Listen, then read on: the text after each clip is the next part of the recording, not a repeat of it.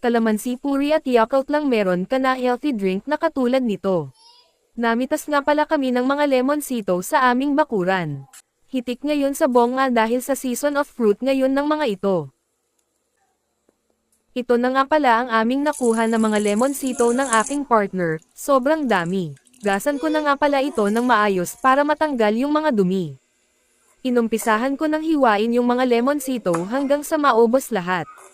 Gagawin kasi namin itong kalamansi puri.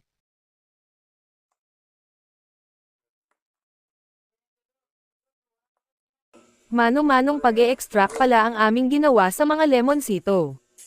Hanggang sa makuha namin ang buong mga katas nito.